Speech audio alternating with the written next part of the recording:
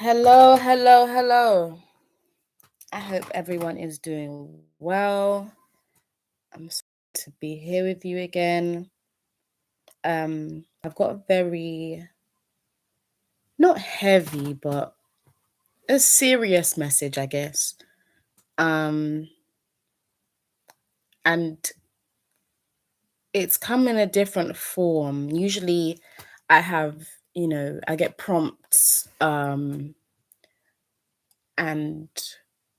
kind of clear ideas, but rather than an idea, this is more like a script. Um, it definitely gives the energy of moving through some heavy shit, if I'm going to be quite honest. And I just hope that whatever it is that is, whatever's got this energy, this person or these people, this particular group of people that resonate with this message, um, in this energy, I pray that it allows you to grow. I pray that it lasts exactly how long it's supposed to and not a moment longer. Um, yeah, so let's get right into this message.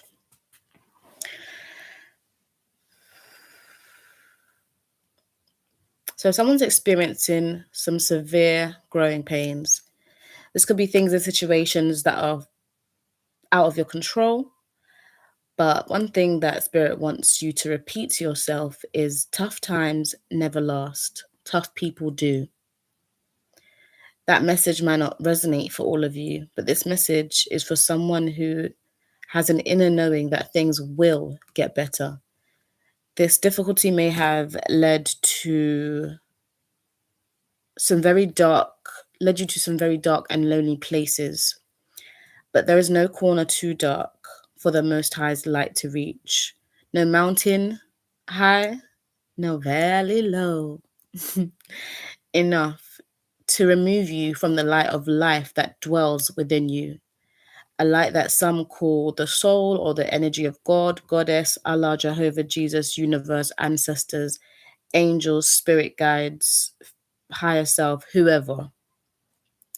That light has and will always be with you. Again, that light has always and will always be with you. Is you. You are never separate from this energy. During this time, there's a need to ask for help. Now, I know that sometimes asking for help can be very difficult. I know that it can be uncomfortable. I know that some of us aren't used to it or didn't grow in an environment that encouraged asking for help, or um it may not have seemed feasible. May not have seemed, you know, like a realistic request to ask for the things that you need. Some people, like myself, are raised in environments where it is encouraged to ask for help, but the execution of the help that is being received may actually not be what you've asked for, or may actually not be what you need. And there's something in being seen. I'm away from the script at the moment. There's something in being seen that really can allow us to, and regardless of gender or gender expression or sex, it can allow us the space to lean into our feminine energy, to enable us to strengthen our masculine energy. I watched a video yesterday that basically, there was an analogy that said that the masculine is a bowl, a vessel, and the feminine is the water that we pour into this vessel. And the idea is that you want to enable yourself to create a space of strength to be able to sustain and encompass your feminine, creative, flowing energy. Okay, so this asking for help, Spirit said that is not up for discussion.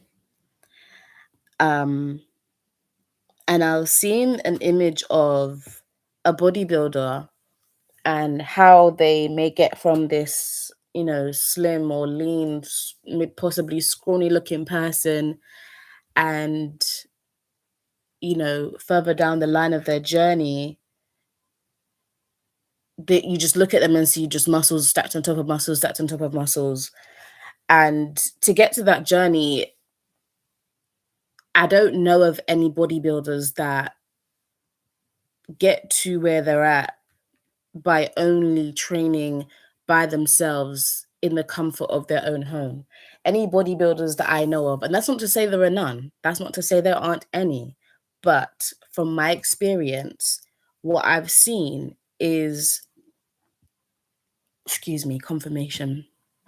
What I've seen is bodybuilders, I'm just going to speak from my experience. Bodybuilders are people who cultivate and continuously reach out to a community, whether that be training at home in their home gym, if you're, fortunate enough to have one, with a trainer or with a friend, or even with just a video online, or whether it be they join a bodybuilding gym, or they join, a running club, or they, cultivate some kind of community. They reach out in some capacity. They have to, do the research from other bodybuilders of what to eat, or what to, how to look after their body, how to sustain the physique that is their ideal, um in the best way possible, in the most in the healthiest way possible, in a way that is going to facilitate the ongoing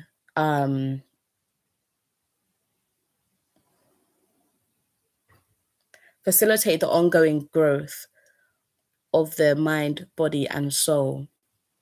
Bodybuilding isn't just about the body, it's about the discipline, the mental fortitude, the consistency. It's about the time and the effort and the energy that is poured into life outside of working out, outside of the gym, outside of, the weights and the running and the workouts. There's work to be done outside of that. That is the part that me, as somebody who's not in that environment and has no desire to be a bodybuilder, probably think, okay, well, you're a bodybuilder, that just means you're in the gym every day and all your life consists of. It's about the village that you have around you to, if they notice that you're getting further from your goals, they can check in on you and say, hey, I notice you're, you know, losing a bit of weight, or I noticed that you're not as consistent with your protein shakes, or I noticed that I haven't seen you in the gym, or I noticed that whatever it is that may have changed about you. And that goes back to this idea of being seen. Um, some of us are at stages in our lives where there are very few, if at all, any people who truly see us. And that's okay. Sometimes the only person you need to see yourself is you. Sometimes the only energy that you need is coming from within you. I don't subscribe to the idea that God, goddess, whatever you believe in, is this external force that has nothing to do with you, that we can't reach, that we can't access. Every message that is on this channel is from the energy within me.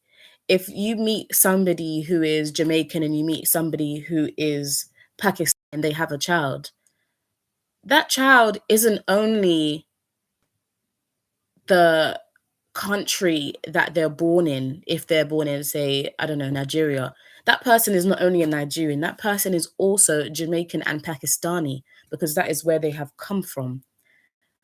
My energy comes from the Most High source energy. Some people say it comes from the universe. Some people say it comes from Jesus. Some people say it comes from Allah. Say it wherever the heck you want to say it comes from. Cool, say it's from there. Say that's where it comes from. Point being, that energy dwells within me. That energy is part of every speck, every molecule of my being is that energy, because that is the energy that I was not created by, but that's the energy that I'm a part of. I'm a part of Earth. I'm a part of the energy on Earth. I'm a part of the energy of the universe. Same as the cells that create your skin are connected to the cells that create your blood, are connected to the cells that, you know, create your brain. Everything is connected. There's this idea that, big tangent, way crazy tangent right now, but there's this idea that free bleeding is like so disgusting and so terrible and oh, so nasty. We used to free bleed on the earth. We used to be connected more so than we are today to the earth. And a demonstration of the disconnect between us as humans and nature as a whole is the way we are treating the planet. If we were living in a way that, you know, perceived us to be one with nature, we wouldn't be dealing with things like global warming. We wouldn't be dealing with things like, you know, these crazy happenings that really and truly are only supposed to happen once every few thousand years, but we're seeing them happening more and more frequently. When the vid happened, all the animals started coming out, the earth started healing, the air quality was increasing. And as soon as humans came back out, it all went to fucking shit. I don't recall what my point was, but if you followed me, you followed me. If you get it, you get it. If you get it, you get it. If you don't, you don't. Anyway, back to the message. Right, I was talking about body builds and our connection to the energy. We're all connected. And the way that you treat yourself is a reflection of the ways that you treat others. And that's why I most definitely believe the hurt people hurt people. When I'm feeling really good and I'm in my best energy and I'm feeling my best self and I'm, you know, feeling confident and happy and grateful and appreciative of myself and my life and my experiences, I am the best person to be around. I'll lift you up, I'll encourage you, you know, I'll help to feel motivated, I'll give you the, you know, I'll push you, I'll, you know, laugh with you, listen to you, cry with you. I'm just in a light energy. I don't know how to describe it. It's a high vibration, it's a light energy. When we're feeling, you know, depressed or we're just feeling like shit in any capacity, often we don't want to be around people. Often we don't feel like we're going to be good company. Often we isolate ourselves from the world, or often we, you know, whether intentionally or unintentionally, can bring other people down around us as well. So again, draw on that energy, that light, that life within you, and allow it to be your anchor. Open your physical ears to listen, your mental ears to feel your body, to feel your mental. When I say mental ears, I mean your physical ears obviously hear like the cars, the trees, the people talking. Your mental ears is your intuition. Your mental ears is your connection to your physical vessel, your physical being. Um, that's like, for example, if something stressful happens and you get a pain in your chest, that's not ignoring that. That is, taking note of that and not necessarily running to the doctor unless you have, pre-existing medical conditions, but just noticing, oh, this is something that's happening to my body. This is something that I'm observing. It's observation. When I say mental ears, I mean the observation of self. And thirdly, our spiritual ears. Are you, for myself in my own life, my opening my spiritual ears means it. So my dad used to say to me, life is 95% listening and 5% talking. And I try to apply that to my spiritual journey. Um, I don't, I pray, but I don't pray often. I meditate more often. I listen more often. I feel like prayer is talking to the Most High, and meditation is listening, is sitting or being at one with yourself, is going within. It's an internal journey rather than an external experience. Um, so opening spiritual ears means, trusting your intuition. Your mental ears, spiritual ears, and physical ears all work together in unison. They work as one. And opening spiritual ears also goes into um your way of life. It speaks to the way that you commune with the earth. It speaks to the way that you connect with other human beings. It speaks to the way that you connect to other creatures on the earth. It speaks to the way that you live your life. It speaks to connection. That's what spiritual ears speaks to. Spiritual ears are listening to connection, um, and listening to guidance. Um, there's this idea that only select people can speak to God or can hear God's voice or can, you know, be in conversation with God. And that's never sat well in my spirit. I've never resonated with that idea. If we're all connected to God, why is it like no one's been able to explain to me this idea that only the person who stands at the front of, because I was raised in the church. So a lot of my, you know, I want to say decoding, if that's the correct way to put it, dismantling a lot of my exploration come from the lens of somebody who grew up in the church. And there was this idea that, you know, if you're hearing voices, it's the devil or you're mad, head sick no good. Mad sick head no good? Mad sick head no good. There's this idea that only the pastor, the preacher, the priest, the deacon, whatever the person who stands um at the front of your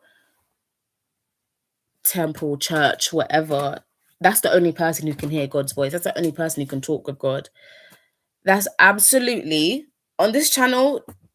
You're gonna learn is absolutely a pack of lies. It's a bag of bullshit. It's rubbish. Anybody can hear the voice of God. The voice of God is within you. Those times that as a teenager you're making certain decisions and going along with what your friends want to do, and something inside of you is telling you, I don't think I want to go to this place. I don't think I need to be at this event. I don't need to do this thing. I don't need to be a part of this environment or this situation. That circumstance actually doesn't apply to me. This situation doesn't actually involve me. All those feelings that you either get in your mind, that maybe you get a ringing in your ears, maybe it's a feeling in your gut, maybe it's a thumping in your chest. Those feelings are your mental and spiritual ears in conversation. Those feelings are your intuition that you receive from the Most High speaking. And I come from a Caribbean background, and one thing we always say is, who don't hear must feel. If God is speaking to you, knocking at your door, ringing your doorbell, banging down the place, knocking at your windows, peeping through your curtains, eventually you're gonna feel. You have to feel. And I've learned in my own experience that you can learn things the easy way or you can learn things the hard way.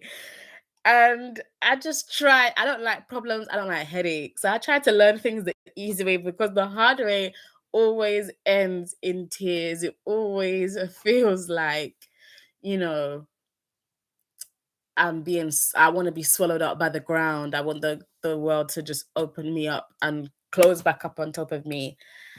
And I just want to be buried rather than planted.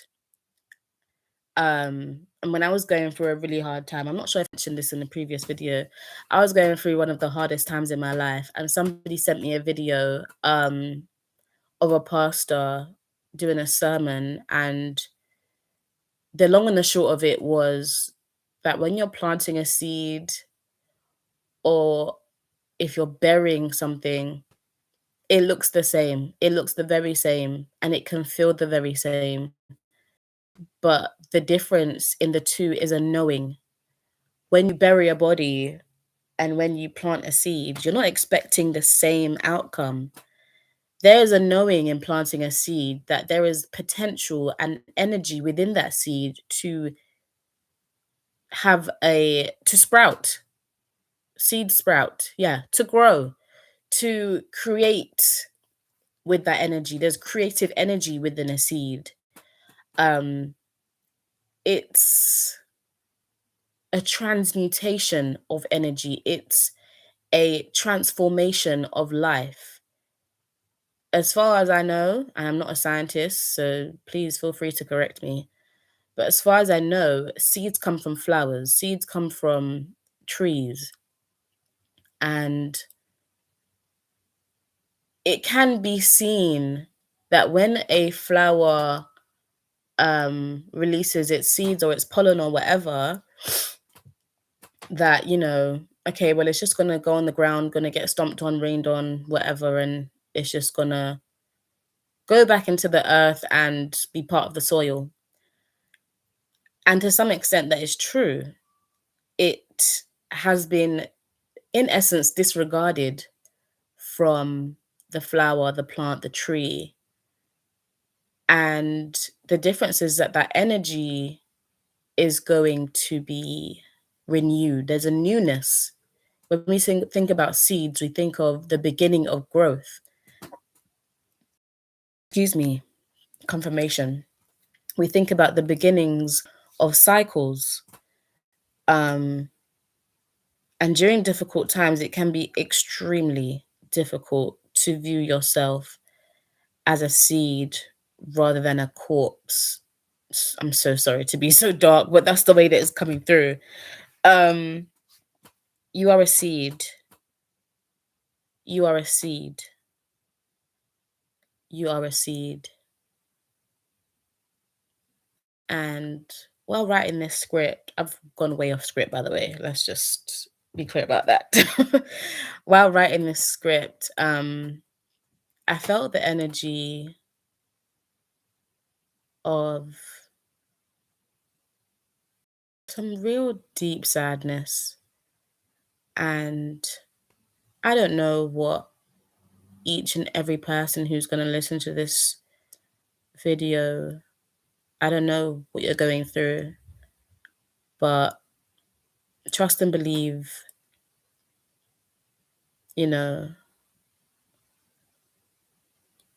your pain is not special. And I'm so sorry to say that like that, but your pain is not special. Your pain is not different to anybody else's pain. You are not alone. You are not alone. Every person that you come across has experienced some kind of pain, some kind of turmoil, some kind of trial or tribulation in their life.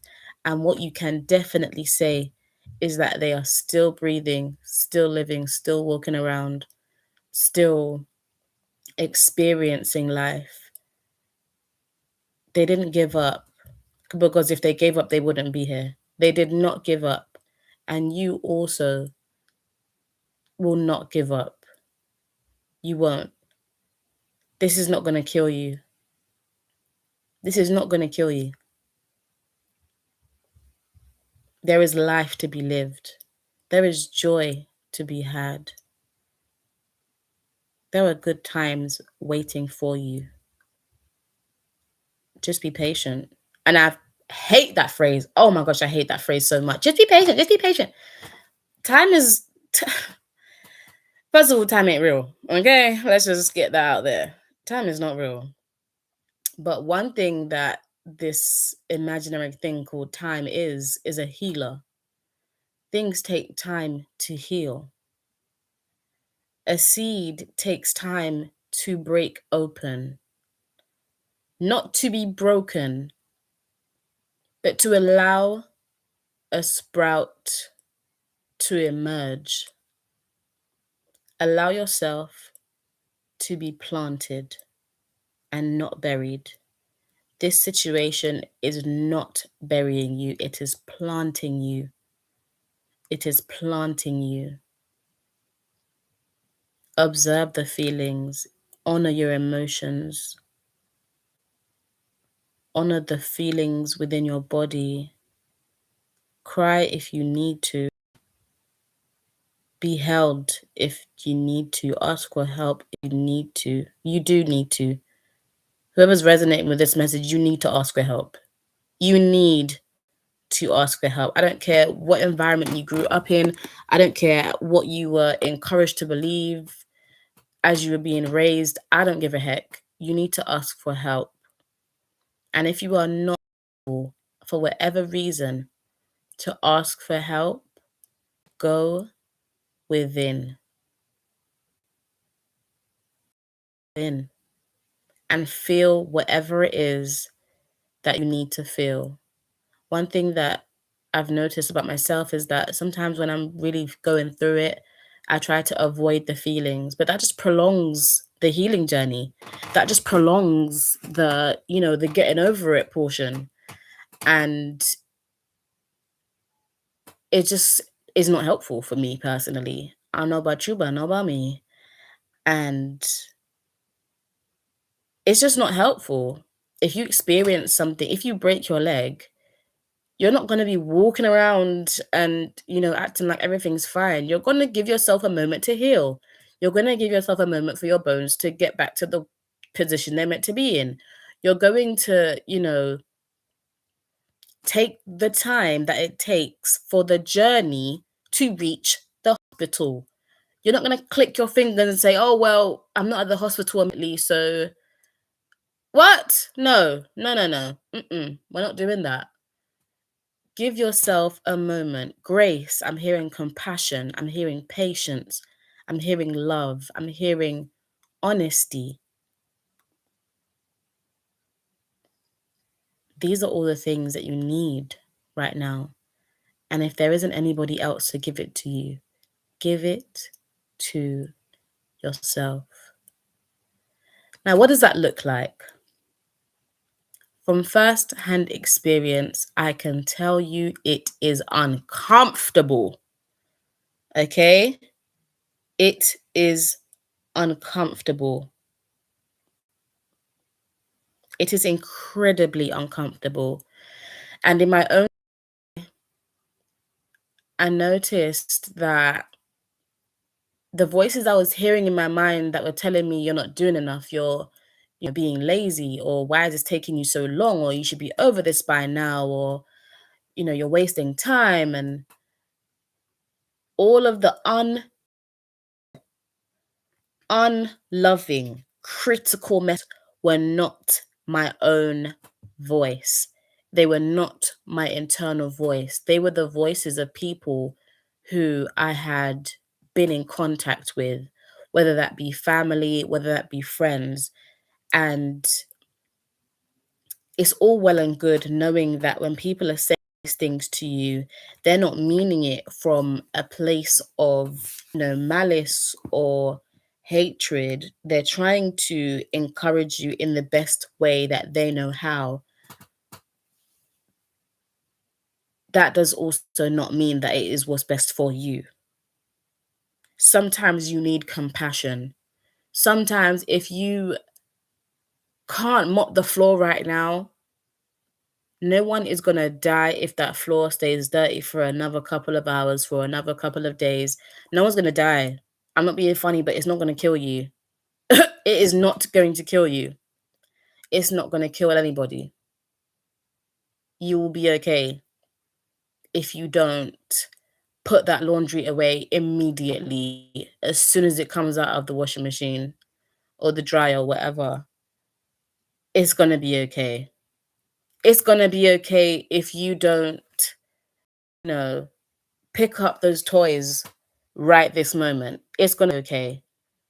No one's going to fall over, put them under the table or to the side where no one's going to trip on them, and put it away in the playroom or in this designated area when you can, when you feel like it. And this message, just this portion of the message specifically feels like it's for somebody who's grieving and for somebody who is either grieving a person or a situation. It's real heavy energy. And whatever you're going through, I'm here to tell you it is going to be okay. It's going to be okay. You're going to be okay. Tough times never last.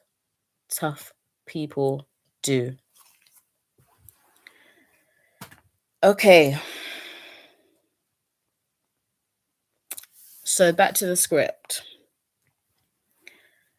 Open your physical ears, mental ears. Yes, that's how long ago we drifted off. Open your physical ears, mental ears, spiritual ears to hear what is given to you. Some of you will need to listen to this message again later on the journey, and it will give you the opportunity to look back upon how far you have come from the first time you listened and how your body, mind, and spirit hear the message after the first initial listen. Something significant is happening in 4 months from whenever you're seeing this message, or something happened 4 months ago, or for 4 months, or something started 4 months ago. Maybe something ended, I don't know, something to do with 4 months. 4 months is significant. So maybe a change is 4 months away. I'm not sure. Something to do with 4 months is very significant. I'm also hearing there's a shift coming. I'm getting that shift could be a different stage of is it called the grieving process? What's it called? I think it's called the grieving process. Yeah, 4 stages, 5 stages of grief, or however many fucking stages of grief.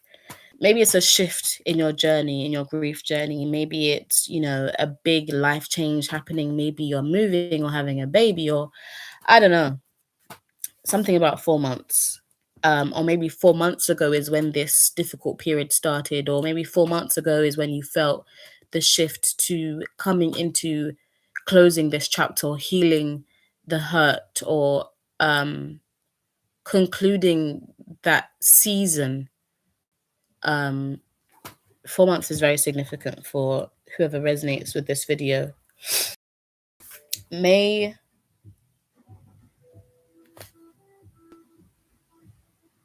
I was distracted. My neighbor's playing music. There's something about this time period where you need to allow yourself to grieve an old version of you, or a relationship, or it could be a person also, or some kind of change, some kind of shift in your life. For some of you, you're embarking on a 4-month lock-in with God, Goddess, Spirit, Universe, whatever. And allowing your future self to be channeled through you. 4-month lock-in is so, it's funny that I got that message today. Because yesterday I was looking at a video of this lady that I felt called to, and the message was basically, how to lock in with yourself for 90 days and what that looks like in practice.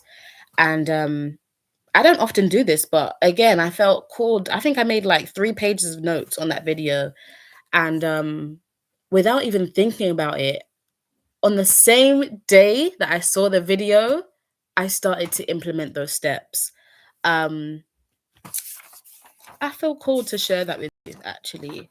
That is where the of the masculine being the bowl and the feminine being the water actually came from. I am going to link this video in the comments, or yeah, I'll find a way to put it somewhere. And the 3 pillars that she focused on was obviously mind, body, and soul. There was a fitness element, which consisted of intentional fitness 4 times a week in any medium that suits you. So the examples that I've got here are dance, yoga, walking, etc. I've also left space to list some more options, so I need to get back to that. Another section, so this is all in the body pillar. Other section was nourishment. Obviously, we know that eating healthy improves every aspect of your life, or can have a positive impact on every aspect of your life. And the third was consistent movement, everyday movement. Excuse me. That was confirmation. I need to take a walk after this message. So in the movement, that includes 10 minutes of walking every day, or however much you can manage. And I just heard I'm trying to increase that. So for myself, 6 months ago, I was run over by a van. And it's been incredibly difficult for me to leave the house since then. The only thing that I confidently can now do is visit the doctors, because that's something that I was doing throughout my recovery process. And I think that's why I heard and increase this 10 minutes walk every day. It's wonderful to, have a start. And if you are comfortable to continue doing 10 minutes a day for the rest of your life, I love that for you. Keep that going. That is absolutely amazing. But for myself, I was somebody who liked to walk. I liked to go on long journeys, whether that be in the car, on the bus, on the train. Not so much the train recently. I don't really love trains or the tube, the underground train or whatever. I'm not really into that, but every day, every single day, an intentional form of movement. And I've also got here abs workout every day. I don't know if she said that or if I put that down for myself, but that was the movement that I did yesterday. And I've got ADHD, so I'm not good at consistency sometimes. But my autism consistency. So what I have implemented, and one day in, send me love and prayers, is a 10-minute ab workout every day.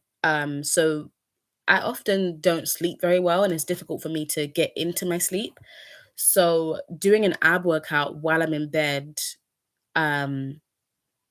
before I go to sleep, helps me to, one, get rid of some of that excess energy from my ADHD hyperactivity. And it also helps me to get rid of the little pudge that I've developed over my recovery period, because I've been at home quite a lot, and the back is biggin and the biggin is backing. Let's just put it like that. So those are 2 movements that I'll be doing every day: a 10-minute walk every day and an ab workout. Next is adornment. This really was a wonderful video, and it's exactly what I needed to see when I saw it. So committing to adorning yourself out of respect for the divine feminine. Now, I feel the need to say this, even though it's painfully obvious. This doesn't only apply to women. So whether that be skincare routines, moisturizing every day, making sure that you don't walk out the house crusty, Light makeup if you wear it, playing with fashion if that's what you're into. Whether that be, in school, I was really into key rings. So my bag, excuse me, you could always hear me coming down the corridor in school. Excuse me, sorry. Um, you could always hear me coming because my key rings were clinging and clattering behind me as I walked. And that was something that I really enjoyed about, you know, walking about the world, is that, there's a bunch of different colors and important things to me. I remember what was on there now. I know there was a whistle, um, one of those things that you put into the shopping trolleys, it's shaped like a pound coin, but it's not a pound coin. It's like of any random company. A lot of companies give them away as like merch. I don't know if everywhere has that actually, but basically there's like a small coin shaped item. I'm not sure how to describe this, but you slot it into a space on shopping trolleys when you go to the supermarket, and it unlocks the shopping trolley. So they're all linked by a chain and you have to like unlock them. So you take one and use it in the shop and then reattach it to the group when you finish doing your shopping. That was really random. Um, I'm just gonna get some water. Un momento, por favor.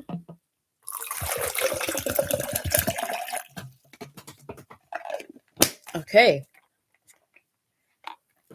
So, that's adornment. Play. Okay. And I don't recall which section she said this in. But what I've got here is the things you do when nobody is watching most definitely matter. Um, and this is something that I really, you know, hone in on. I've got this thing about people not seeing me struggle. I've got this thing about not letting people see me at my hardest. And I would infrequently spend time with people, and behind closed doors, I was deeply depressed. I needed a lot of support that I didn't know how to ask for. And this is just one of the ways in which I was hiding, let's say. So the things that you do when nobody's watching definitely matter. If people around you only want to be in community with you when you're, happy go lucky, light spirited, smiling and laughing, and they can't hold space for you in, more difficult times, maybe it's time to think about being in community with people that embrace all of your facets, all of your emotions, and you at the different stages of your growth. And I feel the need to say, along on that same point, everybody is not for every season. The people who you grew up with, I'm sure you can think of plenty of people who were in school with or university with or in community with around your home or whatever the case may be, who you no longer speak to. And you may have had a great relationship at the time.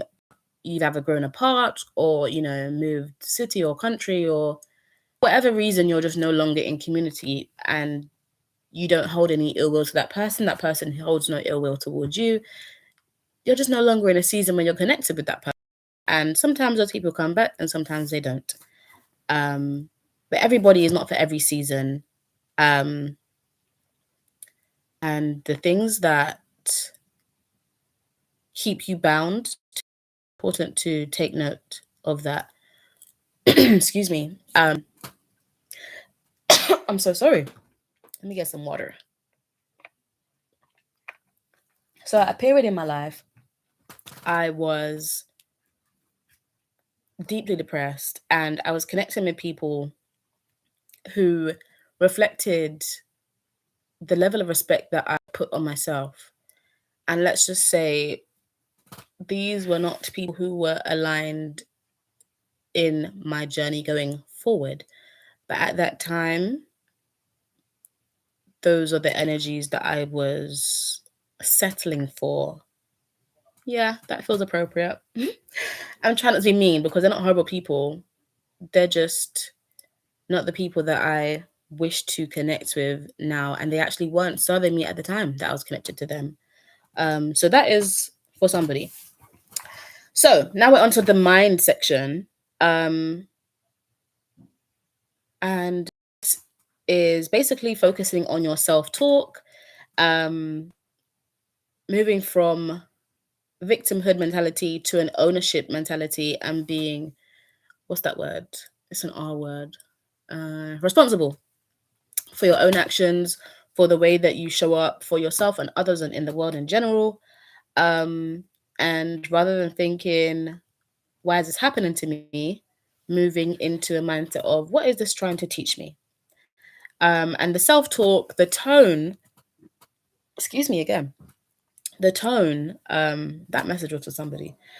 The tone, focus on your self talk tone, from a tone of criticism, which is a destructive force, to encouragement, which is a creative force. Um, yeah, if you feel called to watch that video, you go ahead, baby. Um, that message was definitely for somebody. That was not the end of the video, but that was all I felt called to read from my notes. But that was a beautiful video, and I've subscribed to that lady, and you should definitely have a look if that resonates with you. Okay. Where was I? Back to our script. Okay. For those of you focused on self elevation, there is no distance between the you of today and the you striving to be. Embody her, create space for her. She wants you, and you want her. I frequently say this affirmation, not me forgetting it as soon as I'm about to say it out loud. Maybe I'm not meant to say it. Um, there's certain to myself frequently, and one that is, foundational for this channel is, things just work out for me. So you may have seen the hashtag and be like, what the fuck does that mean? Things just work out for me. And there was a time in my life where one of my best friends was leaving the country, and that was one among many things that had me feeling a bit out of sorts and not quite myself, because I was deeply going to miss her. And, you know, it just felt very strange to be so far away from her. I hadn't known anybody that I was close to who had moved countries. So it was going to be a big adjustment for all of us. At that time, I had a best friend group of me and two other girls who are cousins, and we were so close. Um, it was just like the most beautiful sisterhood I've ever known. And it just felt amazing to be in community with these two women who uplifted me and encouraged me and loved on me and lifted me up when I needed it and when I didn't need it. When I knew I was a bad bitch, they was in the corner saying, yeah, hell yeah, you a bad bitch. They was, and even still now, like, I'm saying it like they've passed away or like we're not friends. We're still very much friends today. And, you know, I can always count on those two women to show up as themselves, and they require me to show up as myself. And in that authenticity, the love that we grew for each other during that time was just so transformational to my life. Because that is the community that I wanted to be in. That is the community that helped me to grow and to love myself more so that I love others more. In times where I wasn't acting in a way that was reflective of the kind of person that I want to be, they, rather than, be harsh with, criticize me, they corrected me with love. They encouraged me. they laughed with me. Correcting people doesn't always have to be this horrible experience for the person who has done the quote unquote wrong, or who has committed offense or done the thing that is being discussed. We can correct people with joy in our hearts. We can correct people with love in our hearts. Excuse any noise that you hear. The window's open. It's hot as heck in the UK right now. Um, Correction doesn't always have to be this serious, horrible, terrible experience. It can be done in jest. I'm in my family when someone's doing something unpleasant, we correct them with jest. My family is a family of banter. My blood family. We're a family of banterers. We're some bantersaurus people. um, and it's kind of helped me as well to laugh at myself and to take myself a bit less seriously, to play more, to um, be carry a light-hearted energy, a light-hearted spirit about myself. Um, and I feel that is a real compliment to my personality, because I'm quite an intense person. I can be, you know, quite serious sometimes. I'm a strong believer in abolishing small talk. I don't have any interest most of the time. Can I do it? Sometimes. Do I enjoy it? Never. um, but anyway, the person that you want to be, the person that you're striving to be, the person that you are deep within is crying out for you, is screaming your name, is writing love letters to you, is dreaming of you, is fantasizing and visualizing the future that you're going to have, is praying for you, is building you up, lifting you up in your darkest moments, even when you don't realize it. Um, I'm clearly speaking to a feminine here, which is why I keep saying she and her. But this portion of the message feels like it's for women, specifically. Or maybe there is a woman in your life who could benefit from this message, or maybe there's a woman in your life who needs to be encouraged. Maybe there's a woman in your life who is going through a dark time, is feeling alone, or is feeling as though nobody quite understands the situation that she's in, or the feelings that she's experiencing. Um, I was in two minds about saying this, but I was getting the energy of a mother who is grieving. And I won't go into any more depth than that because the message wasn't clear and I don't really want to trigger anybody. But I was getting the energy of somebody who needs to be uplifted, somebody like myself who either doesn't show at all when they're quote unquote best, when they're palatable, when they're happy, when they're feeling jovial. Um,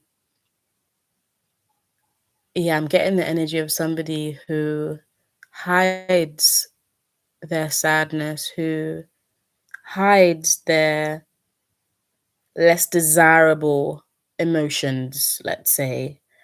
Um, for somebody, your mother literally has this idea and raised you to believe that sadness or grief is an undesirable quality and to be hidden from the world, and that it doesn't deserve the space that you do. Every version of you, every part of you, everything that you are deserves space. Everything that you are deserves to be seen, to be heard, to be felt, to be acknowledged.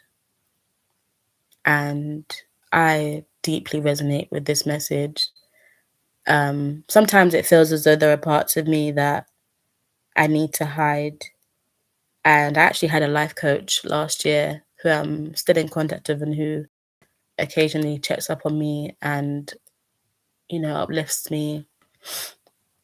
And she really encouraged me, not even reminded me that every single facet, part, molecule, atom of me is special, is worthy, is able.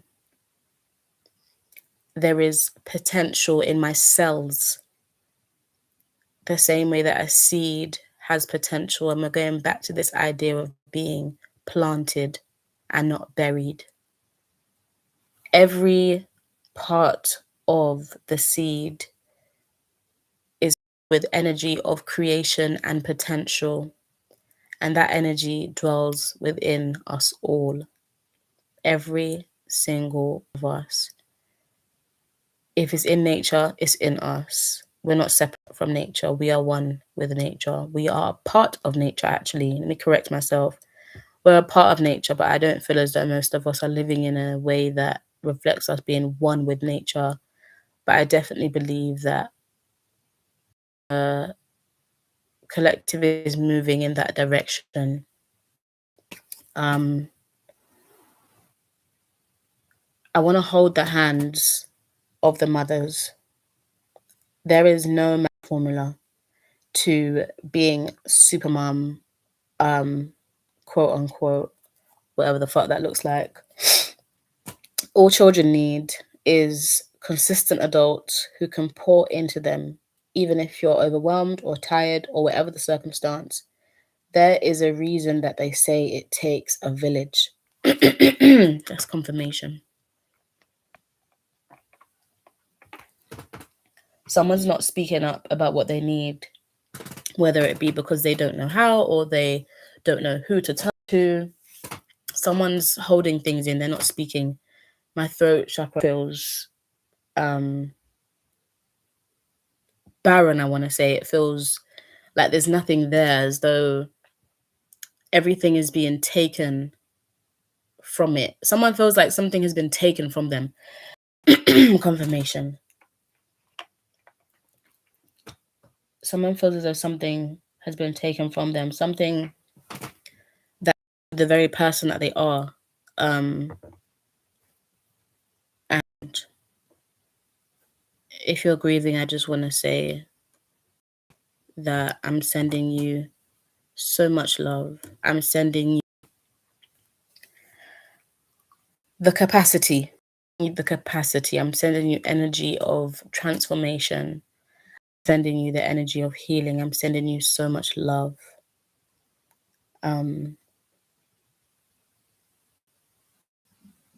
Try to ask for help. I keep getting that somebody needs to ask. I'm seeing two parents. I'm seeing two parents.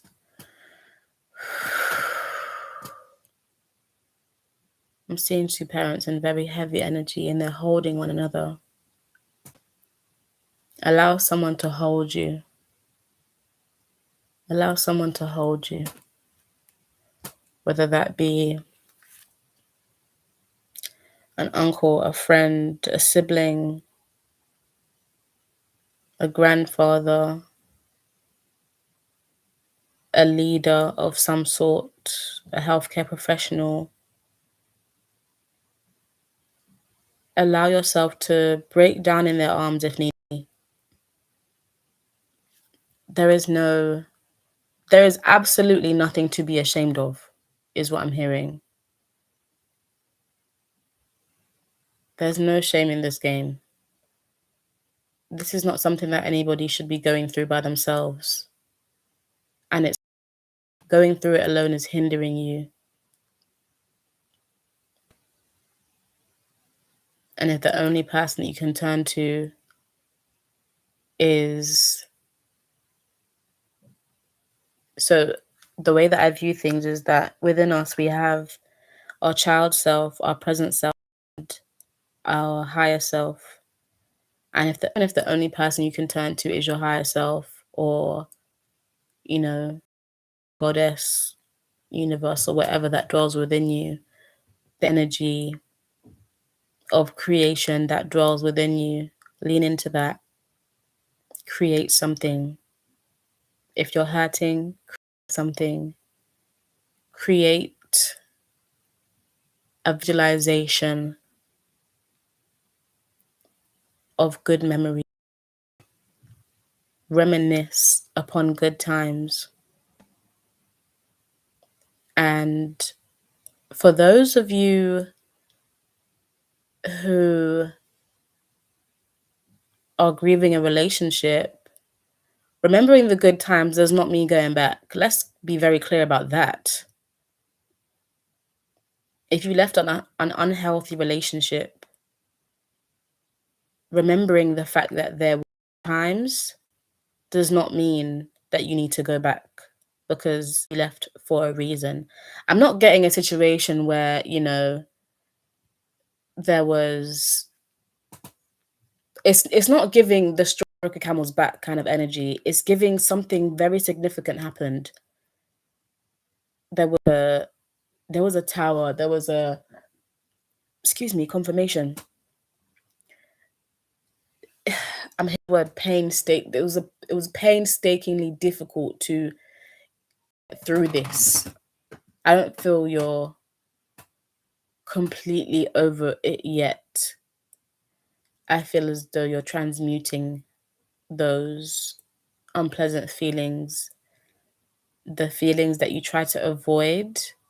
Those are the feelings that you need to put into creativity. I'm seeing somebody writing in a journal. I'm seeing somebody creating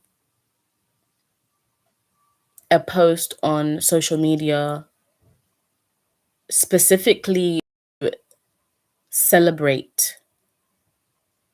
So in some cultures, so if this is to do with somebody transitioning, some cultures grieve and some cultures celebrate life. I'm from a culture that celebrates life. So when somebody transitions in my culture, we have gatherings. We gather, we play music, we dance, we sing, we reminisce, we tell stories and share memories of the loved one who has transitioned. There's food, there's drink, there's it's just like it's a party of it's celebrating that person and the life that they lived and the love that we shared with them, and sit the perspective of sitting in the sadness. I'm not saying any culture is wrong or right. I'm just saying what I've experienced in my life. What I've experienced of human death, physical death, is celebration. It's not something to be feared. It's not something to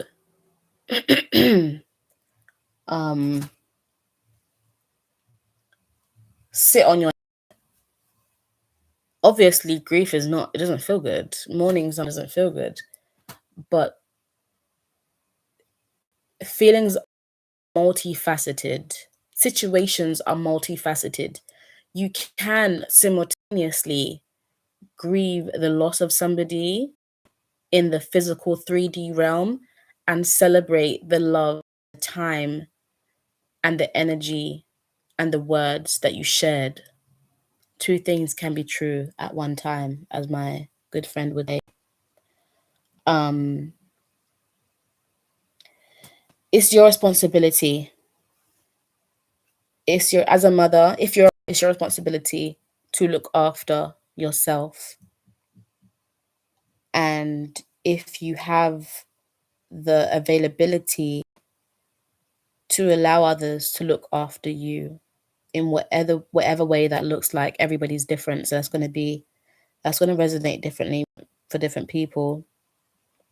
But for the children specifically, that could be an after school program, family, church, an online hobby group, tutoring club. And if these aren't available, always a way, whether that's libraries or small routine changes or teaching them life skills at home. I was seeing an image of a young child mixing something in a bowl. So I'm assuming it's like kind of cooking or baking or something, some kind of lesson. I subscribe to the idea that cooking is a life skill that every single person should learn. I don't believe it's for adults only. I don't subscribe to this whole, oh, you're a child, you shouldn't have to cook. No, the child can come into the kitchen and sit down and just have a chat while they watch what the parent is doing or the caretaker is doing. Um, Skills like that, it's never too early. It's never ever too early to learn how to look after yourself. And it's not that a child should be required to cook every single meal for a household every single day. But it is to say that if in a case of emergency, or just not even, let's not even get too deep, just for a bit of fun, um as something that they're going to have to do when they get older, they're going to do as an adult in most cases, um it can be really fun. It's That's another avenue of creativity, of exploring. There are certain things that I put together in the kitchen that people turn their nose up at initially. But when they try it, they're like, oh my gosh, this is absolutely amazing. And that's because I had to be in the kitchen. I was allowed to explore, and I watched all the women in my family and the men in my family. Because in Caribbean culture, the men cook too. Like, I don't know a Caribbean man who was born in the Caribbean who cannot cook. That is absolutely unheard of to me in my experience. I don't know why I find that so funny, but in my experience, I don't know any Caribbean men who cannot cook who are born in the Caribbean. Now, the ones in the UK, useless. I'm joking. But it's a life skill that you need. And it's fun. Being in the kitchen is fun. Just like, building a house for the dog with your parents or with whoever your caretakers are can be so fun. Building a piece of furniture can be so fun. Like, you can make anything enjoyable, you know? So yeah, teaching life skills at home, having dance parties with just you and the kids, or, you know, that brings me back to the celebrating life. You can celebrate, you know, you got an extra £2 raise a week or a month or whatever, I don't know. You can celebrate that. You can celebrate, there's this thing that you really wanted to buy for the home that was going to make your life a bit easier, and you're finally able to afford it. Celebrate that. The kids got a good grade. Celebrate that. Any opportunity to celebrate. There is nothing to celebrate. There is nothing too small to bring joy. Every little thing can bring joy. A thought can bring joy. I have a friend who uses any excuse to celebrate, to, have a glass of wine, or to invite people around, to have a little gathering, to dance, to sing. Every time I see her, she's like, karaoke? I'm like, this girl loves the karaoke, absolutely loves it. And that is her way of celebrating life. That is her way of celebrating and appreciating music and creativity and just joy. Just joy. Joy, full stop. Trust that you know what kind of enrichment and positive influence your household needs, and look about providing it. And if they're old enough, children to contribute their ideas as well. Um, Enrichment can look like anything at all.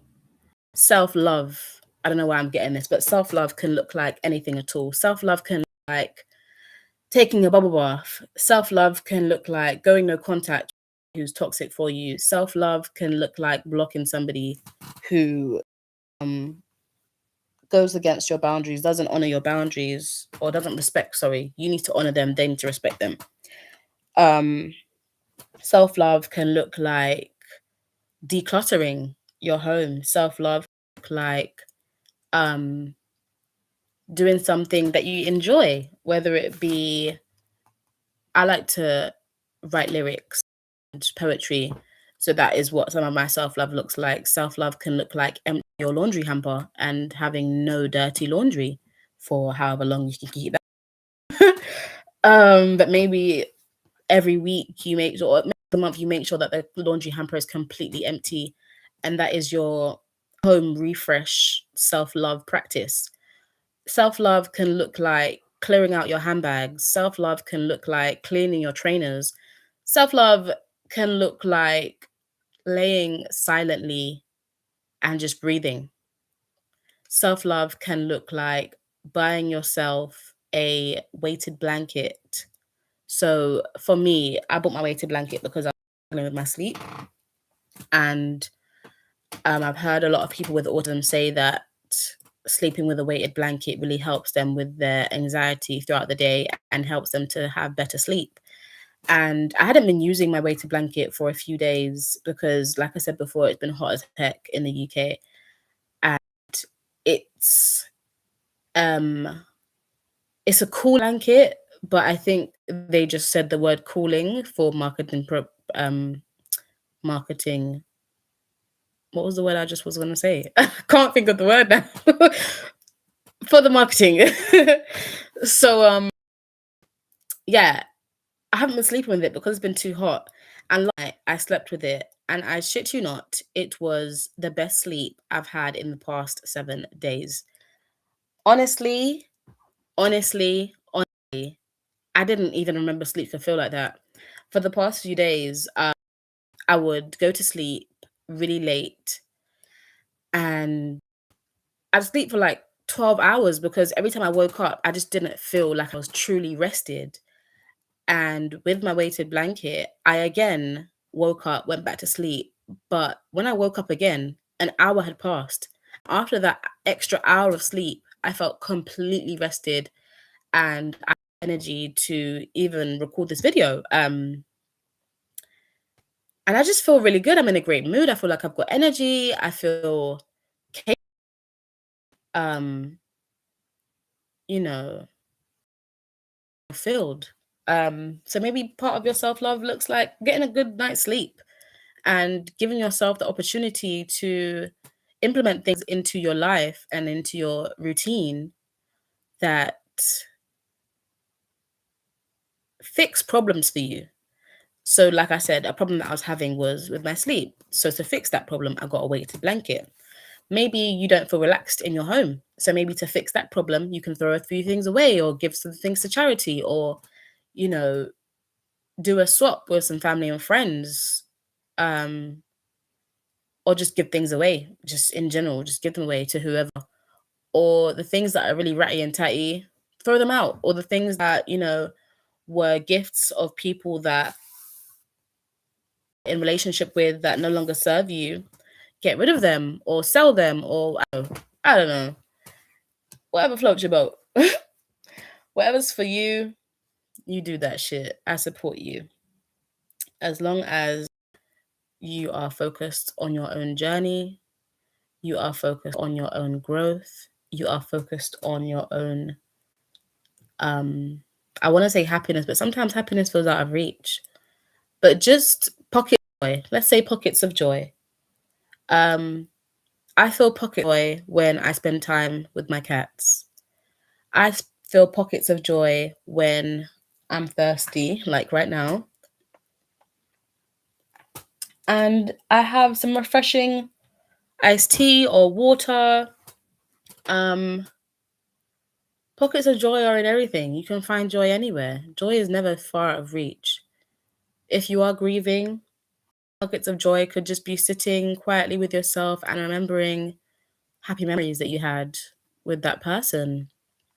Pockets of joy could look like, if you are able to, smelling something that smells like them. It could be, if you live with that person, open up the curtains in their bedroom. It could look like writing them a letter and, you know, sharing some inside jokes in that letter.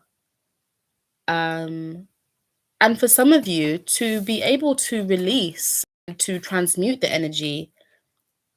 If you are into spell work, if you are into prayer, if you are into anything of that nature, give that letter, if you just write one or whatever, if you decide to write on paper anything, you could burn that, you could leave it somewhere like I'm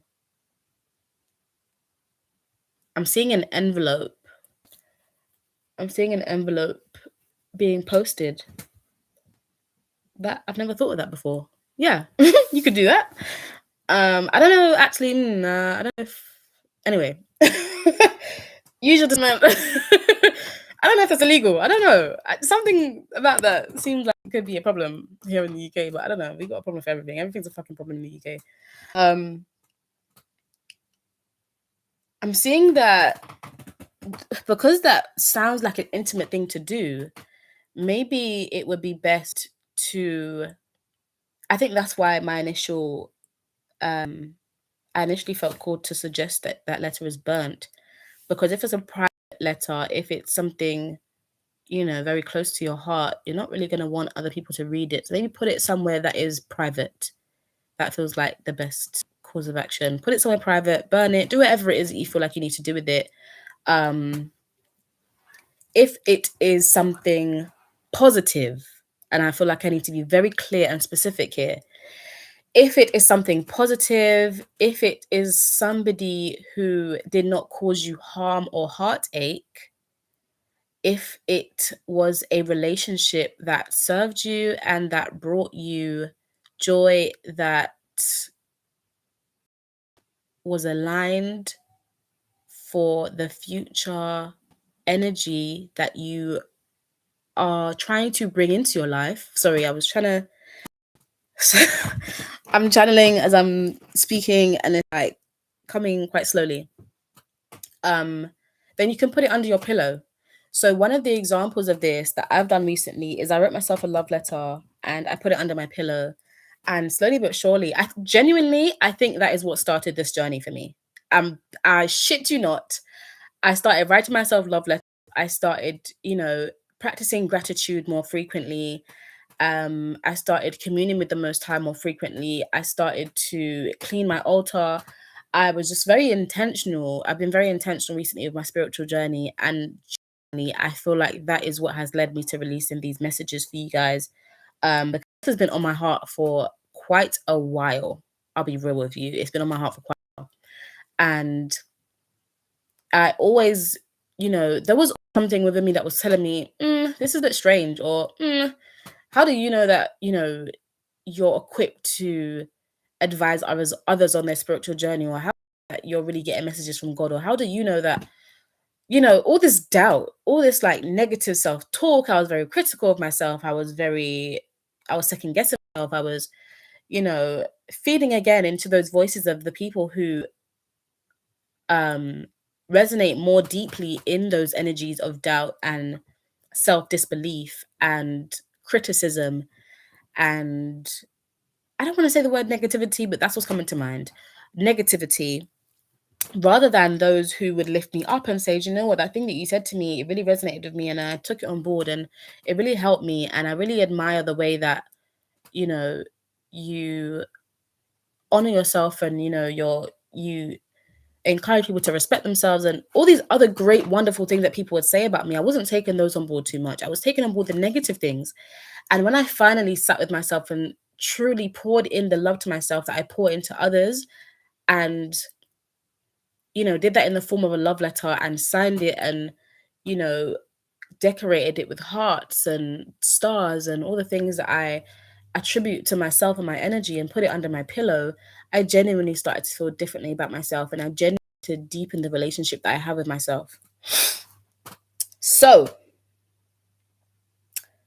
this message was given to me word by word, written word by word.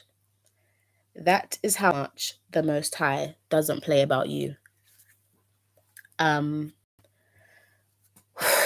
It was so beautiful to dwell in your energy, to sit with you guys and to share that message. And I'm sending you so much love, and I'm sending you capacity, because sometimes, child, sometimes you just don't have it. Sometimes you just don't have it. And if you don't have it, you cannot give it.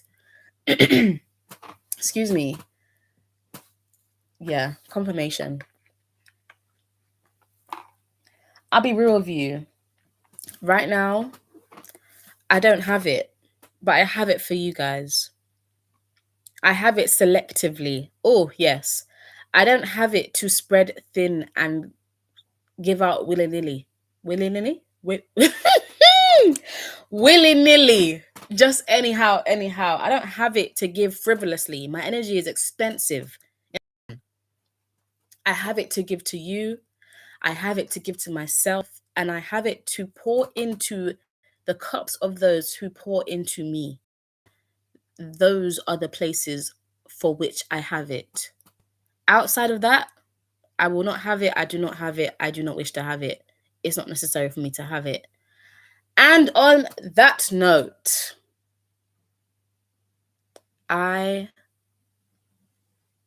just feel so connected to you guys. I'm so grateful to be here with you. I'm so grateful to be in community with you. I'm so grateful to share with you. And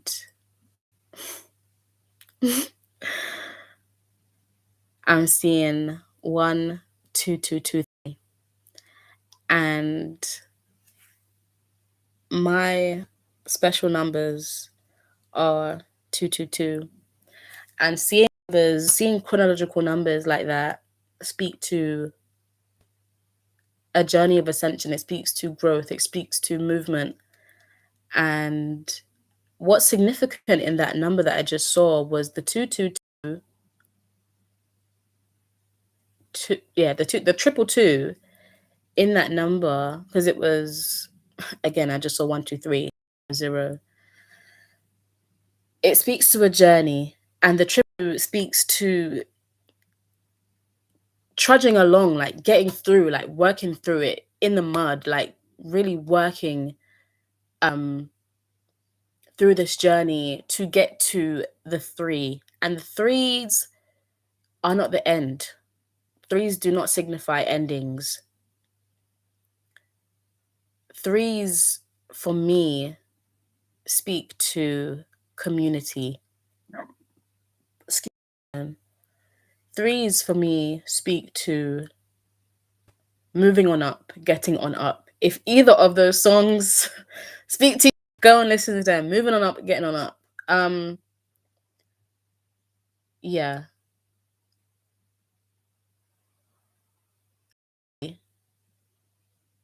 Eventually, just eventually, just know that tough times never last. Tough do. And I really am going this time. So on that note, I love you guys so much. Thank you so much.